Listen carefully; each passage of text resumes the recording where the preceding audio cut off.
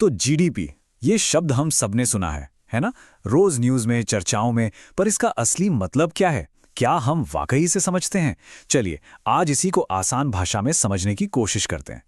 हाँ, तो सवाल यही है कि किसी भी देश की आर्थिक सेहत को, उसकी इकोनॉमिक हेल्थ को हम नापते कैसे हैं?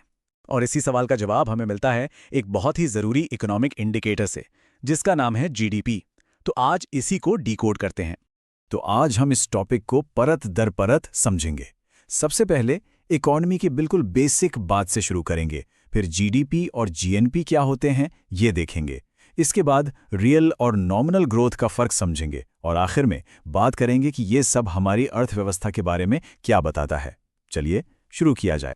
अच्छा, तो सोचिए ज़रा, किसी भी देश की इतनी बड़ी, इतनी कॉम्प्लेक्स इकोनॉमी को हम मेजर कैसे करते होंगे? ये अपने आप में एक बहुत बड़ा सवाल है ना? और देखिए, किसी भी मेजरमेंट की तरह सबसे पहले तो ये जानना ज़रूरी है कि हमें गिनना क्या है, और उससे भी ज़्यादा ज़रूरी कि क्या नहीं गिनना है।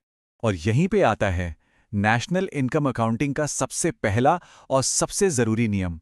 ये एक ऐसी गलती को रोकने के लिए है जिससे पूरी गिनती ही गड़बड़ा सकती है, और वो नियम है, सिर्फ फाइनल प्रोडक्ट को गिनो। इसे ऐसे समझिए, मान लीजिए केक बन रहा है, तो क्या हम आटे, चीनी, अंडे की कीमत अलग से जोड़ेंगे और फिर पूरे केक की कीमत भी जोड़ देंगे? नहीं ना, क्योंकि आटे, चीनी, अंडे की कीमत तो केक की फाइनल प्राइस में पहले से ही शामिल है। बस इकोनॉमी में भी यही लॉजिक लगता है। हम सिर्फ फाइनल प्रोडक्ट को गिनते हैं, जैसे कि चीनी, ना कि गन्ने को, वरना एक ही चीज की वैल्यू दो दो बार काउंट हो जाएगी। ठीक है, तो अब जब हमें ये सबसे ज़रूरी नियम पता चल गया है, तो चलिए बात करते हैं सबसे कॉमन मेजरमेंट की, यानी ग्रॉस डोमेस्टिक प्रोडक्ट, जिसे हम सब जीडीपी के नाम से जानते हैं। देखिए, इसके नाम में ही इसका मतलब छिपा है, सकल घरेलू उत्पाद। ये जो घरेलू यानी डोमेस्टिक शब्द है ना, यही सबसे जरूरी है। इसका सीधा सा मतलब है कि हम सिर्फ वो प्रोडक्शन गिन रहे हैं जो देश की ज्योग्राफिकल बाउंड्रीज के अंदर हो रहा है। Location is everything. मतलब अगर कोई विदेशी कंपनी भारत में एक फैक्ट्री लगाकर फोन बनाती है, तो उन फोन्स की वैल्यू भारत की जीडीपी में गिनी जाएगी। इससे कोई फर्क नहीं पड़ता कि कंपनी का मालिक कौन है या वो कहां से है। मायने बस ये रखता है कि प्रोडक्शन कहां हुआ। लेकिन कहानी में एक और पहलू भी है। जहां जीडीपी लोकेशन पर फोकस करती है, वहीं एक और मेजरमेंट है जो लोगों पर फोकस करता है। तो चलिए जीडीपी को इसकी जुड़वा बहन जीएनपी से कंपेयर करके देखते हैं, ताकि फर्क साफ हो जाए। इसको ऐसे भी सोच सकते हैं, जीडीपी एक देश के अंदर हो रही इकोनॉमिक एक्टिविटी की एक स्नैपशॉट है।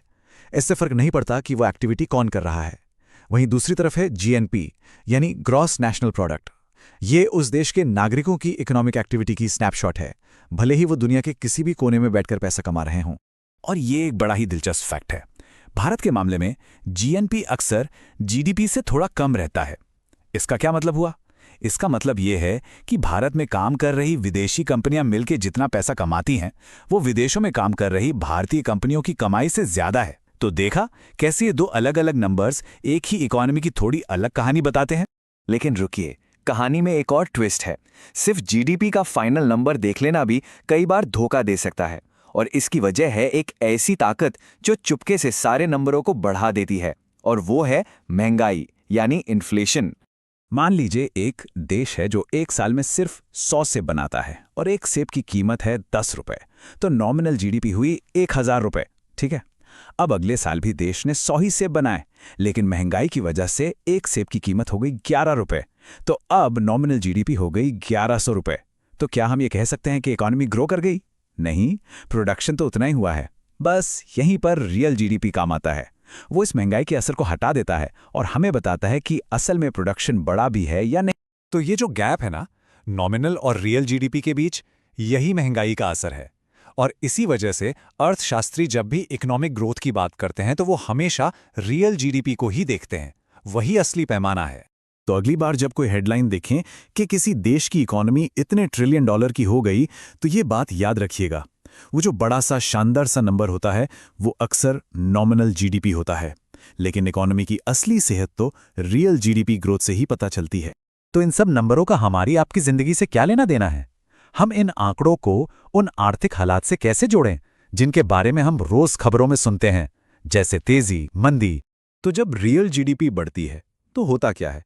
असल में एक बहुत ही पॉजिटिव साइकिल शुरू हो जाता है। इसे कहते हैं वर्चुअस साइकिल। देखिए, प्रोडक्शन बढ़ता है तो ज्यादा लोगों को नौकरियां मिलती हैं। जब नौकरियां मिलती हैं तो लोगों की इनकम बढ़ती है। इनकम बढ़ती है तो लोग ज्यादा खर्च करते हैं, और जब खर्च ज्यादा होता है तो कंपनियों को प्रोडक्शन और बढ़ाना पड़ता है, और ये साइकिल ऐसे ही चलता रहता है। और इसी जीडीपी की रफ्तार से हमें वो शब्द मिलते हैं जो हम सब जानते हैं। जब ग्रोथ रेट लगातार बढ़ रही हो तो उसे तेजी या बूम कहते हैं। जब ग्रोथ रेट गिर तो रही हो लेकिन हो पॉजिटिव तो वो सुस्ती या स्लो डाउन है। और अगर ग्रोथ रेट लगातार 2 तिमाही तक नेगेटिव हो जाए तो उसे मंदी या रिसेशन कहते हैं, जो एक चिंता की बात होती है। और यहीं पर आकर एक बहुत बड़ा सवाल खड़ा होता है। जीडीपी हमें प्रोडक्शन के बारे में तो बताता है, पर क्या ये हमारी खुशहाली, हमारी वेलबींग के बारे में भी बताता है? क्या ये प्रदूषण या खुशी जैसी चीजों को गिनता है? शायद नहीं। तो ये हमें सोचने पर मजबूर करता है कि किसी भी देश की तरक्की का असली पैमाना क्या होना चाहिए। इस बारे में क्या ख्याल है? अपने विचार नीचे कमेंट्स में जरूर बताइएगा। और हाँ, अगर ये पूरी बातचीत अच्छी लगी, कुछ नया जानने को मिला, तो इस वीडियो को लाइक और शेयर जरूर करें, और आगे भी ऐसे ही टॉपिक्स को समझने के लिए सब्सक्राइब करना मत भूलिएगा। बहुत बहुत शुक्रिया।